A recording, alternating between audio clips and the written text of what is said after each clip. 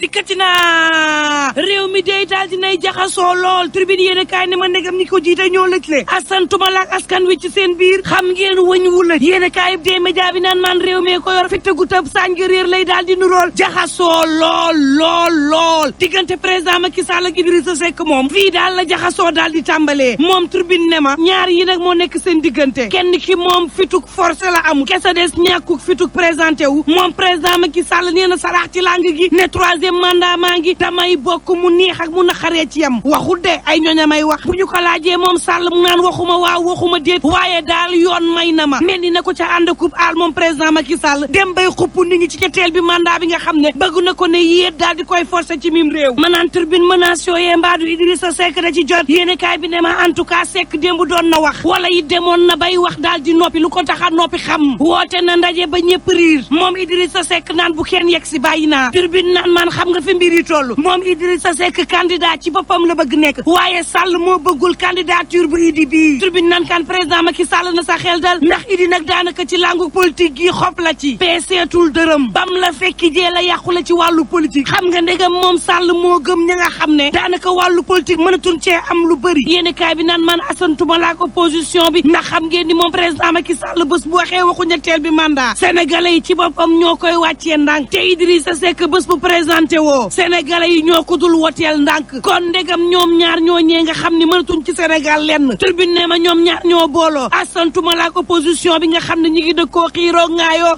mattanteeg gàjjanteeg waxante lu ñaaw tribune yéen a kaay naan leen tee ngeen a booloo l'évidence yéen a kaay naan moonte Idrissa Seck day defe ne ci liggéey boo xam ni dal day am ci réew mi la nekk 24 heures yéen a kaay naan waroon na wax démb waxul fi mu ne nag yuur yaa ngi mbalax lu neex waay xel yi jaxasoo ku ci nekk nag di riita mbale di laaj Idrissa Seck dëgg lan la waroon wax yéen a kaay ne Idi dafa mës a muus de ku dem nag lii lépp stratégie la ay feemam ngir xamal Sall naan kon maa ngi fi bàyyi ma xel su dee négociation dafa am ak PDS bàyyi ma xel dompat ci sot la bokk yow Sall bàyyi ma xel source a naan man ci xel yi Idrissa Seck candidat la démb ñu doon xaar mu wax ko waxul kon xel yi nañ jàpp ne candidat la rek critique yéen a kaay naan man réew moo xam ne ku fi nekk premier ministre ba noppi doo bëgg bàyyi nguur xoolal Mimi Touré xoolal ma Cheikh Agibou Soumaré xoolal ma Abdoul Mbaye saa si témbe day photo yi Sall bii moom ci boppam la ñuy yootu te moom la ñuy xool turbine yéen a kaay naan man boobu docteur Babacar Niang daañu ko defeere niki tey war ko toppee non assistance personne à danger source aane déet fi mu toll nii kay moom procureur la mu bëgg kay ñu jàppee ko docteur Babacar Niang mooy faat nit te tayoo ko homicide involontaire 11h lañ ko woolu ca bureau doyen des juges dañu koy yóbbu kaso moom docteur Babacar Niang wala it dañ koy defal bracelet yi l'observateur naan man bracelet yi xew na de El Malick Ndiaye ak ñeneen ca Pastef moom lañ leen defal turbine yéene kaay ne ko boole koo jàpp goo xam ne metti na lool libération ne ko dakkul de turbine ne ko Kaba mi ab restaurateur la boo xam ne Amérique la bàyyi léppam ñëw ñu ne ko niib ne ko ci commando yi nga bokk te bàyyi gi mu bàyyi APR dem fekki Pastef moo ko jural jafe-jafe yi nga xam ni Kaba bokk na ci ñu naan dafa mën a manier arme ak di ko waxal ndax nag koo xam ne na ku engagé Parcelles Assainies la askan wa xam ko lool ci jàppale gam leen di jàppale koo xam ne deful dindiwul génnul waxul ba nu jéppi ko ñu xëy ne la niib taxal la loo xam ne yaa ngi bàyyi sa lépp ñëw sacrifier ngir sa réew te dara defoo ko dul bokk APR ba jël sap l'hôtel defoon ko seen permanence xëy suba bàyyi leen ñu ni la niib ne la yow mii ci wàllu jëfandikoo ngànnaay dang ci ay askanu Parcelles jaaxle lool ay jege ñaaleem daal di jaaxle lool di sàkku ci autorités yi nga xam ne dañoo bëgg jël père de famille bii def ko bayub sarax ñu daal di xool ndax Kaba jakkite deful waxul xam nga fekk nit ku toog ci ru xam di liggéeyam deful dindiwul nga xëy suba ne ko dangaa bokk ci commando xëy suba naan kon ngànnaay dang caa aay bëgg koo tuumaal loo xam ne ngir mu set ci deram dina metti lool waa Parcelles naan duñu ko nangu bàyyi leen nu Kaba jaxite da ngeen koy tuumaal Walf Quotidien naan man booba waa Yewwi Askan Wi ñoom nee ñu day feetuk indépendance bu président Macky Sall bi nag la ñuy saboté général Moussa Fall ci tribune yéene kaay naan wax yomb na waaye jëfe ko moo jafe fi mu ne ku yëngu ñu dal sa kaw képp koo xam ni nag bëgg nga jaxase réew mi fas ko yéene nappaaje ni bëgg a jëg suul ñu dal sa kaw les fa yéene kaay ne moo taxit préfet bu Ndakaaru daal dinay freiné Yewwi Askan Wi ñaar ci arrêté la daal di jël ni ki démb daal di dakkal bépp marche boo xam ne ñooñu Ousmane Sonko ak Yewwi Askan Wi war nañ ko amal diggante rond point Cour avenue Cheikh Anta Diop ak rond point poste Médina moom préfet daal di xam ne ni ay menace bu trouble à l'ordre public moo am fas yéene nag xañ nit ñi seen dem ak dikk te naan leen yat waa ngi tege képp koo xam ni fas nga yéene tere gii nga daal di cay soobu danga ko réccu wala yéene kaay bi naan maan waaye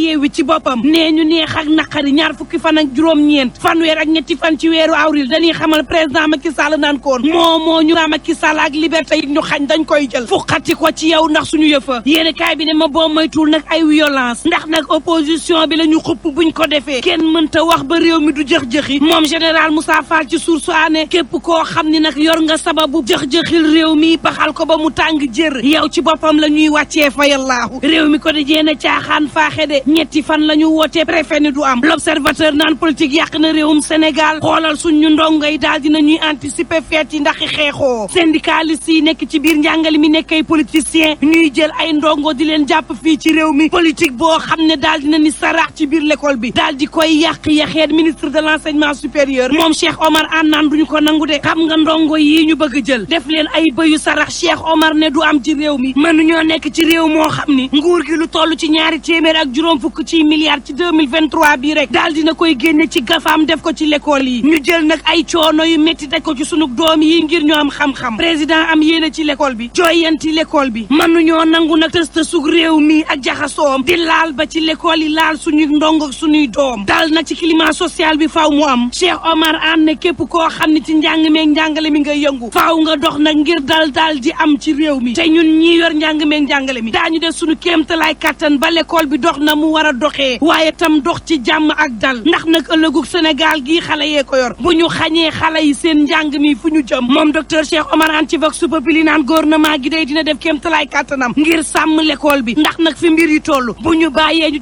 caxatee l'école bi xañ ndongo yi jàng ëllëgu Sénégal moom dañu koy séen rek duñ ko mës a gis Sud Quotidien naan kon mbaa réew mi moom jaxasoowul ba noppi ñi ngi waajal nag procès Sonko ak Mame Mbaye Niang parquet bi ci boppam daal di ni saraax ci mbir mi Le Quotidien naan kon juróom benn ci procureur généraux ni ki tey ak ëllëg daanu wax waxtu woowu l'Observateur dafa sampub laaj di laaj nag ndax atteb Ousmane Sonko beeg Mame Mbaye Niang bi dina am waxtu woowu Pastef ma ngay xar ñaar El Hadji Ndiogou Cissé ci Tribune yéen kaay naan maan ñoo xam ne bokkoon nañ ca ña sos Pastef ak Ousmane Sonko bàyyi nañ ndax nee ñu parti bi lay jëfandikoo waaye parti bi jëfandikoowu ko ñoom ña dem ber seen daara naan ba coowal Ousmane Sonko leeg suite booti li dooree ba tey moom ay mbiru personnel am la Ousmane Sonko bëgg jël di ko réglé loo nag parti bi duñu ko nangu gannaaw bi Mame Mbaye Niang ni sarax ci géew bi daal di dëggal nag la ñu xalaatoon ci Ousmane Sonko luñ ni nii ñu woote violence ci loo xam ne ñaari nit ñoo ko mën a séq yoon mën leen ate waa Pastef yooyee ber seeni daara duppee ko Rassemblement des Patriotes du Sénégal xam leen ni nag ku ci nekk mën ngaa sacrifier sa bopp ngir Sénégal am daluk stabilité booba réew mi quotidien di ma xamal ni société civile nee ñu weer wi ñu mayee ngir daal di réviser liste électorale bi baaxul tuuti na Tribune yéen kaay ne ko boobu it ñi nga xam ne ñoo doon liggéey ca Sotrac SIAS ak AMA Sénégal ña ngay sàkku président Macky Sall fay leen seen xaalis bi ña ngay faatu ak seeni njaboot bay jeex terewul ñu tëtt ci toog ci seeni xaalis Libération yéen kaay ne ma Sénégal am fit juróom ci sénégalaises yoo xam ne seeni borom kër ay jihadiste la ñu woon ak fukk ak benn ci seeni doom andi nañ leen ci réew mi quotidien naan man réew mi bu ñuy di yàq ñii di defar ñetti soxna yoo xam ne dañuy jaay seen bopp ñoo ànd ak seeni client ci mbedd yi au lieu ñu xaar ba dugg ci néeki def la ñu bëgg ci tali bi daal la ñu nekkoon di làmbanteeg jëfante yu ñaaw bëccëg ndara kam moo taxit ñoom ñeent ñëpp jàpp nañ leen ba ñu ngi nugg siin ak lu mën a am mbokk yi ñu ñaan jàmm te yendoo reko ak ponk gi njëkk Mame Mbaye Ndiaye bi njëkk moo di parquet général bu Dakar dana amal tey ji janox taskatu xibaar yi ba 11h jotee la joxe dig daje ca palais de justice bu Dakar diwaanu Thiès Saint-Louis Tambacounda Ziguinchor foofee it gaañ daan jàkkaarloo taskatu xibaar ya ñu nemmeeku ne kon loolee mi ngi am ci jamono ji nga xam ne ñu si bëri dañ leen teg loxo te ñu bokk ci Pastef Fatlaye Mbaye Diop ci ay leeral.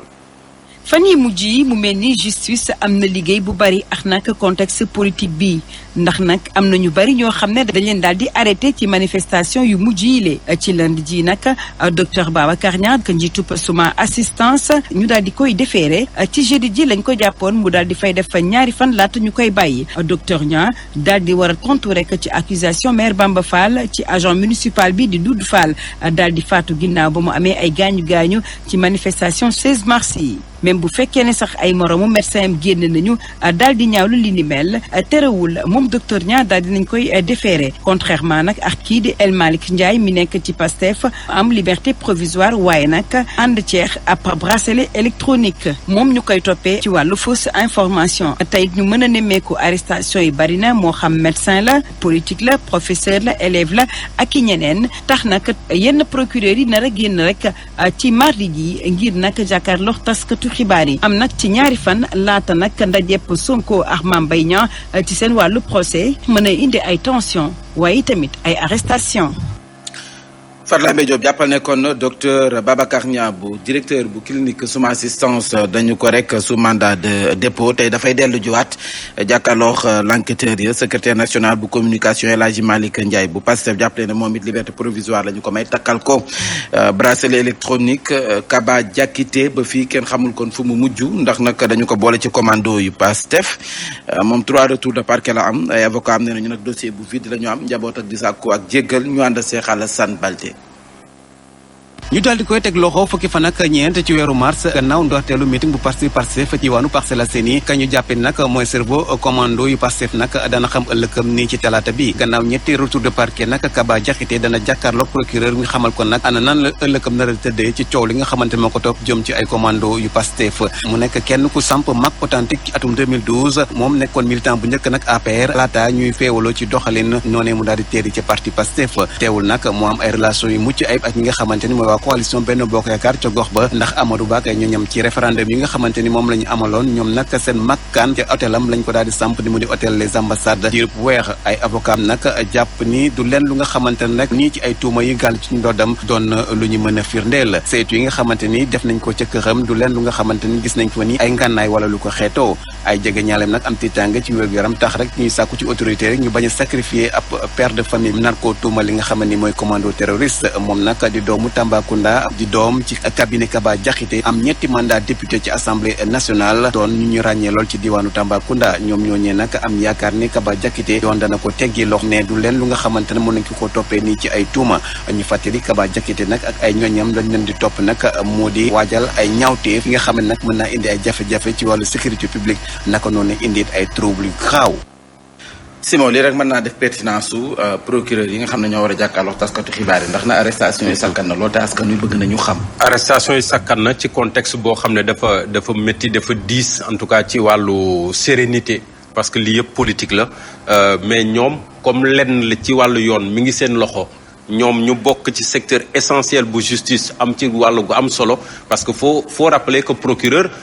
moom mooy chargé wala mu déchargé la maanaam. mën na laa tuumaal comme mën na laa teggil tuuma mandat de dépôt yu bëri ñoom ñoo koy joxe dossier yu bëri bu police gendarmerie ak ñooñ defee seen l'enquête ba pare dossiers yi ci seen loxo lay tàbbi wala ñoom ñu yëg benn mbir lenn xew ci dëkk bi ñu jël décision ne police wala gendarmerie sant naa la defal ma enquête ñooñu bu ñu paree delloo ko dossier bi moom mu xam nu muy def ak moom nu muy def ak ki nga xam ne moom lañ ciy joxoñ baaraam wala ki nga xam ne moom lañ ciy tuumaal donc ça veut dire que dañoo am pouvoir googu nag dafay baax yenn saay bu situation tolloo nii ñu génn wax ak nit ñi c'est assez rare peut-être ci contexte bi ñu toll procureur bu Dakar procureur bu Thiès procureur bu Ziguinchor procureur bu Saint-Louis procureur bu Tamba ñoom ñëpp génnandoo wax parce que ku ci nekk ak sa gox am na ay dossiers yu fa nekk yoo xam ne c'est en relation ak li nga xam ne moo xew tey jii ci wàllu politique ak fitna gi nga xam ne gisoon nañ ko fan yee ñu génn ñu ngi ne sax suba am na yeneen ñoo xam ne xëy na ci yeneen diiwaan yi ñoom tam dinañu génn leeral askan wi lan la ñuy wax concrètement xëy na dinañu wax ñiñ ci tegagum loxo wala ñi ñuy enquête dox seen kaw lan lañ leen di toppee ak lu waral ñu leen di topp parce que souvent également c'est important dinañ la wax nit ki ak ñoom la ñu njort ne moom la def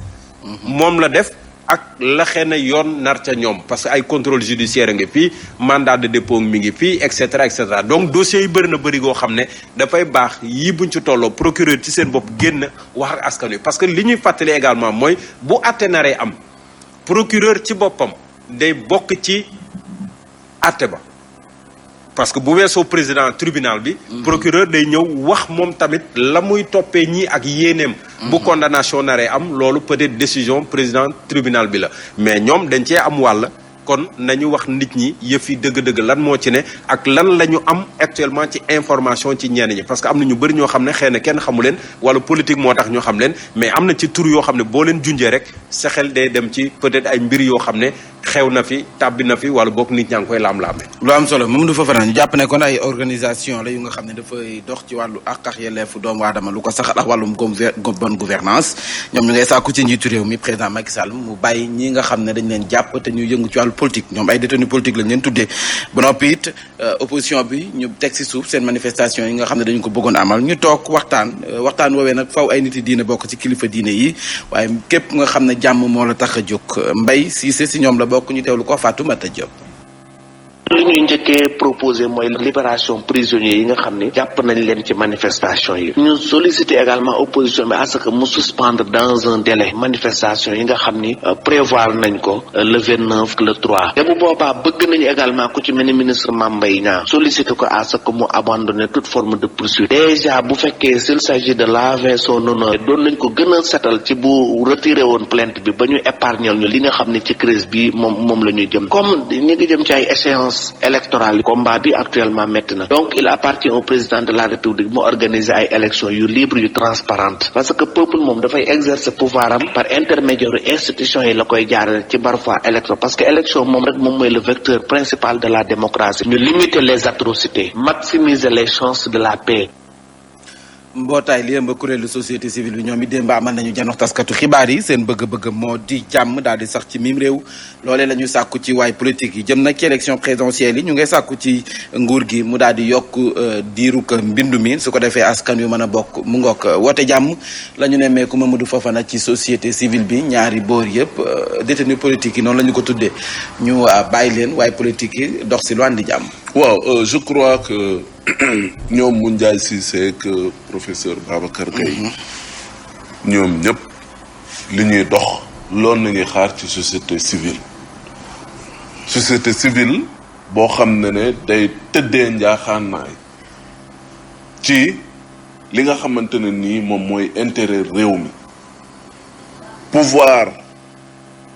bu doxalee lu dul yoon nga dénoncé ko fàttali ko lan moo war a doon taxawaayam vis-à-vis ak les populations ses administrés opposition naka noonu ci réew dafa am solo réew il faut mu am opposition loolu mënul nekk et dama koy fàttali ci référendum bi ci lañ indi li ñuy tuddee poste bi ñuy wax chef de l'opposition dafa war a am kon donc loolu day wane toute l'importance d'une opposition dans un pays et loolu moom mooy symboliser sax lu ñuy tuddee démocratie parce que aussi il faut mu am ay contradictions il faut mu am ay nit ñi mën a doxal seeni sañ-sañ seeni bëgg-bëgg parce que loolu moom mooy charme démocratie également bu opposition doxalee noo xam ne waruñu ko doxalee ñoom it ñu taxaw am courage wax leen li nga xam ne lan la ñu war a wax donc et bu mbir yi tollee fii li ñuy woote di bal à terre yëf yi mën a nekk ci jàmm loolu moom mooy rôle société civile donc je crois tey taxawaay la boo xamante ne nii loolu nañuy xaar ci ñoom loolu nañu bëgg aussi société civile di ko doxalee mais tamit bañ a nekk société civile boo xam ne nii yow xeetu taal ngay ut réew mi wala ci ay yoo xam ne nii pour ñu mën a yegg ci yenn extrémités yi oui ñu mën a yegg ci yenn extrémités yi donc kaddu yi yu am solo la. sant yàlla bu baax waaye macha allah. éliminatoire CAN 2024 Mozambique Sénégal 16h lay doon tey. waaw tey jii nag la ñuy amal ñeenti lu bëccëg soxal nag lu jëm ci wàllum éliminatoire ak CAN Côte d'Ivoire 2024 Sénégal nag di laale ak ñii di waa Mozambique bu 16h jotee foofu ci Maputo di fàttali ni kon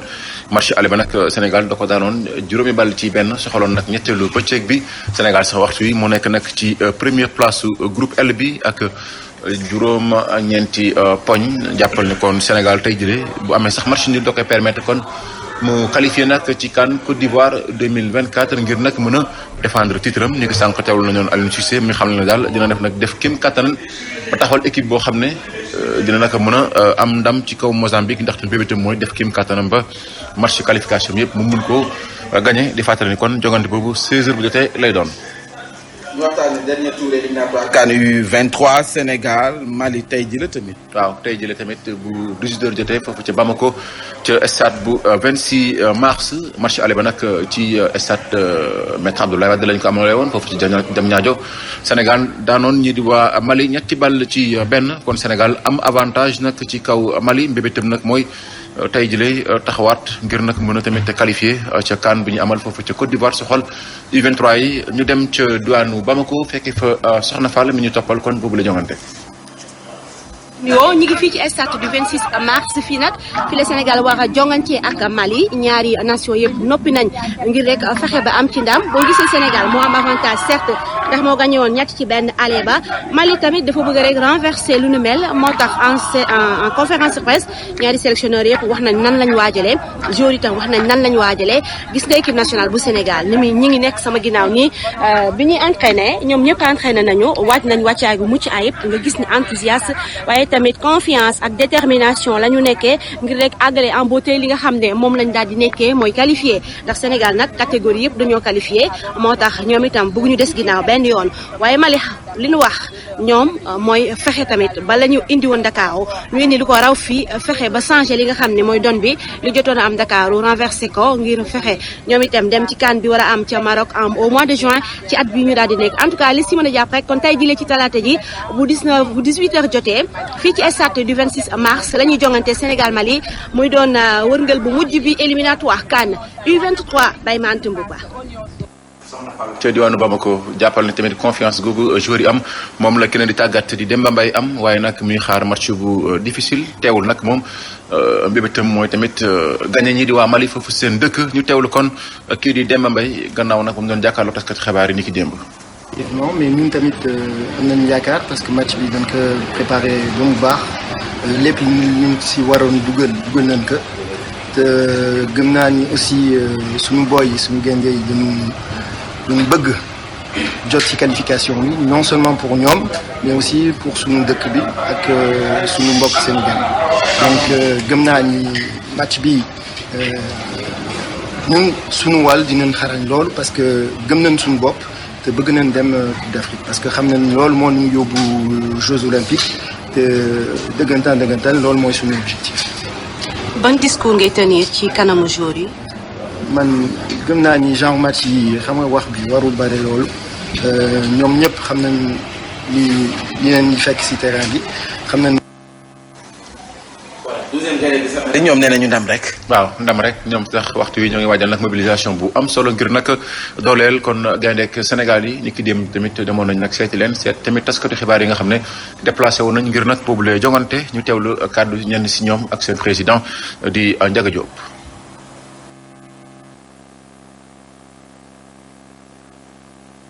supporters sénégalais yi nga xam ne ñooy supporter 12e Gaïndé yi nekk fii danañ indi juróomi téeméer sénégalais yoo xam ne danañ supporter équipe bi booleeg 12e Gaïndé fukki nit ak juróom ñëw nañu appuyer ñu pour nga xam ne Sénégal dina am ndam parce que football ak Mali dafa nekk match boo xam ne match capital la. wuli rek te tey mu di ngeen ci gis dara danañ yëngal ci kaw gars yi gësam ci suuf ñu wuli waa réew mi Sénégal jëm kanam. waaw waaj nañ pour nekk seen ginnaaw. parce que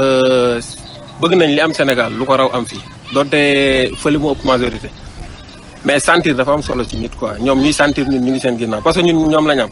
ñun buñ mënoon di déplacer di dem fépp fu ñu nekk dañ koy def mais comme yàlla dogal ni fii lañ nattoo yàlla dogal ñi ñu fiy fekk si kon dañ ciy def lépp luñ mun pousse leen ba ñu jël ndam li loolu mooy suñu waru gar quoi parce que tamit dañoo nekk dëkk boo xamante ni day concurrence ak ñun donte ñoo ko raw ci football kon bu ñu ñëwee rek ñoom nañ ñu gis lu mobilisé wu ànd bokk ndey bokk mbaay loolu ko gars yi waxee Sénégal àndandoo wuti ndam li ñu ñëw fii ci Mali fekk ñu fi bu soobee yàlla dinañ booloo yëngal ci kaw ñoom ñu yëngal ci suuf incha allah yàlla dinañu may ndam. dañ koy namoon donc suñ koy am fii rek daf ñuy neex daf ñuy jaral aussi tamit ñu waaye suñu liggéey bàyyi suñu yëpp ñëw xam na te incha allah da ngeen gis mobilisation bi parce que pare nañ ci. loolu moo ñu may ñu waxtaanee kon wàllum basketball président sortant ba maître Babacar Ndiaye mi ngi woon sa Tambacounda. waaw moo ngi woon ca diwaanu Tambacounda kii di maître Babacar Ndiaye rencontré nag ñu yëngu ci wàllum basketball foofu ca diwaan wa ñoom nag jàppal ne kon président ligue bu régional bu Tamba fësal tamit yenn ci ay jafe-jafe yi nga xam ne basket bi moo ngi koy am ngir nag seen wàllum terrain ak subvention yi ni ki noonu tamit démarrage compétition yi surtout nag lu jëm ci wàllum formation ak petite catégorie yi en tout cas maître Babacar Ndiaye di ci nag indi ay jubbanti en tout cas bu ñu ko tegaatee ci bopp bu fédération bi ñu teewlu ay kàddoom ak kii di Mamadou Samoura. doon bëriwul équipe 3 équipes la Tamba daaw ñu boole woon si Kédougou muy 4 malheureusement Kédougou ren réaffilié wul donc mun na nekkaat 3 équipes xam nga championnat 3 équipes mënul nekk léegi ñu bëggoon ñu boolewaat comme ni ko doon defee bu njëkk Tamba ak Kolda ak Sédhiou ñu bokk zone d'accord naa si loolu incha allah noonu la ñuy def pour ñu permettre ñu jouer bu baax a baax. comme fii bokkul ak yeneen région Sénégal yi distance yi dañoo sori